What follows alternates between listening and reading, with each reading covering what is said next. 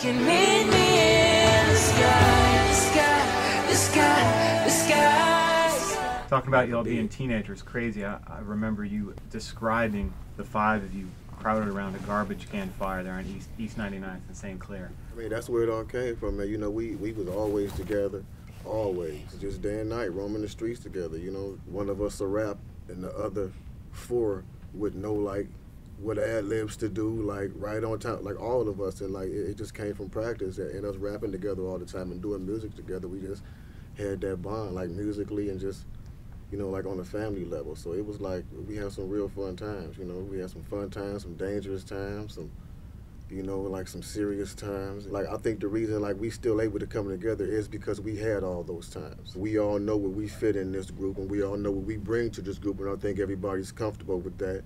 And that's why we're able to come back to the table and still make real good music, even better than before, to me. When y'all first came out, your style, that style has really been assimilated into the mainstream to the point that that's something you hear on a lot of popular songs now. How does that make y'all feel? Man, great. You know, Like they on my nuts. he said like they on my nuts. It makes us feel great though, because you know we invented our own category. You know what I mean? We invented our own category for people to follow that. I mean, in the beginning, it pissed us off. I ain't gonna lie, you know, because you know the biters and all of that. But once we grew up and really recognized what it was, you know what I mean? It's kind of flattering because you know we did something that everybody appreciates and want to touch on. So, I mean, in a way, it's a good thing. I remember when Lazy Bone came in '91, said me hyping them up, me striking them up, me giving them what they like, me let them know that bugger the flow, and da-da-da-da-da-da-da-da-da-da. I remember that, the nigga, once again. I remember those things, you know what I mean? This is '91. So, you know, a lot of people wouldn't say that Bone originated it. You know what I mean? But they would say that Bone put a patent on it. It's like I'm looking for some Pepsi. I'm looking for soda. But all I got is club soda. I need to put some syrup in it. And Bone had this ingredient that when you, it was like Coca-Cola, Pepsi, ginger ale, Sprite, and my Mountain Dew. And Mountain Dew all put together, you know. So I think that with that new style that a lot of people would say, Bone didn't do this, Bone didn't do that. You'll see a lot of murals to where you have Tupac, Biggie, Easy, Jay-Z, Onyx, and all the rest of these groups. But for some reason, you won't see Bone Thugs in Harmony. So I think that a lot of people know it, like yourself, who may be asking the question, and the people that are with it. But I think that it's really not really recognized in the industry to where, you know, people are just like, you know what, these dudes are innovators. These dudes have captivated audiences. These dudes have brought people to an entirely another level in music, in the genre.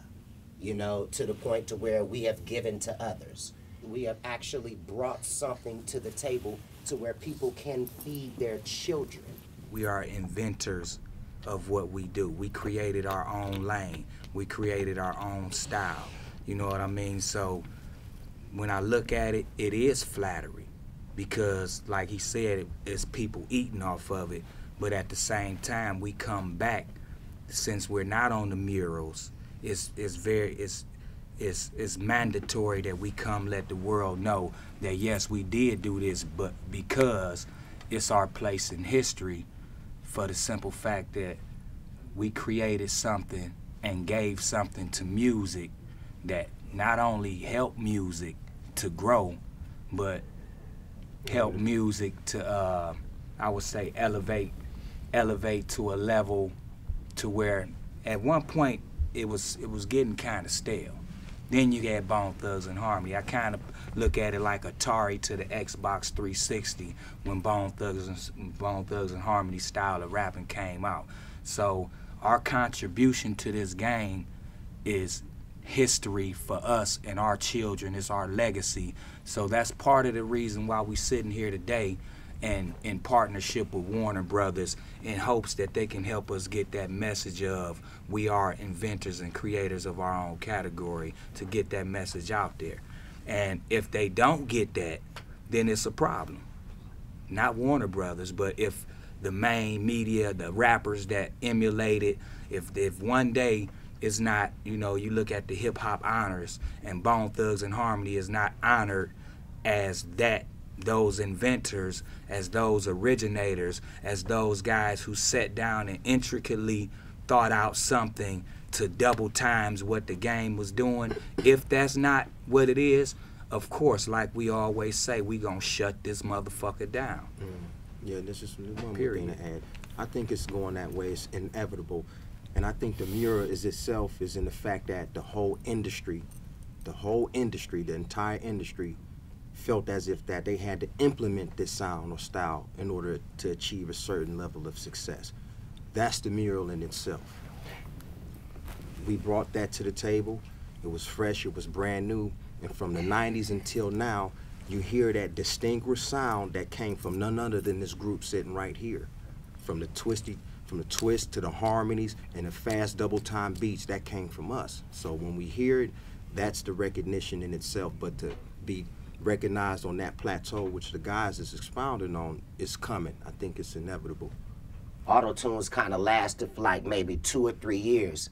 People been duplicating Bone for probably about a decade, and ain't nobody said nothing yet. Dudes was doing auto-tunes. So I'm so sick and tired of auto-tunes. Everyone is making money off auto-tunes. But when people was and making that money off Bone, nobody said a word.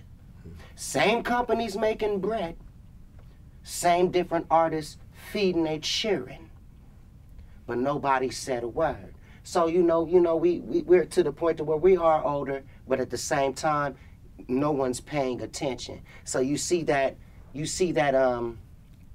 that it's something still against us. So that world's enemy is still there. What the industry, all the execs, when they went and got their young rappers, sound like this. You know, the rappers young, they naive, they don't know. So you got these execs pushing us out to bring in the new because they like them young, you know what I mean? But what they failed to realize was Bone Thugs and Harmony created their own industry, bottom line. And can take it back and recreate it all over again, exactly how we doing it right now. It's fresh, it's innovative, it's brand new. We recreated it all over again. Well, the entertainment industry and hip-hop in particular has always been New York and LA focused. And it wasn't until you guys came along and really put it down in the middle of the map and broke that up. And maybe being from Cleveland is part of the reason for that lack of recognition that y'all are referring to. Exactly. I do have a Cleveland question. What's the biggest difference between St. Clair in 1994 and St. Clair in 2009? Not a damn thing. Goddamn worse. Still killers, pimps, and pushers on that motherfucker. Nah, it's still the ghetto. Cleveland is the same like how it was in the 60s when Don King and Steve Harvey and all them cats was out there stepping and, you know, trying to come up out of there to struggle to make a better way. You know what I mean? So it's a lot of people from Cleveland. Holly Berry, you know, she from the Heights, but still she had to come through the hood one time or two. Yeah, you know, but it's basically the same, man. It's like America is designed the same. Every city is designed to have an inner city where you keep the low income people at. You know what I'm saying? So it's hard in the ghetto now, and it's always gonna be hard in the ghetto because that's where the least opportunities are. Like right now, they taking all the money and stuff out of the sports, out of the art side of school. So Cleveland public situation, it's always gonna be hard. We still got some niggas, you know what I mean, that's still trying to sell dope like it's 1989. You know what I mean, and not capitalizing on the new hustles because they can't even get the internet and can't afford it. So, you know what I mean? So it's just like St. Clair, and it ain't gonna change.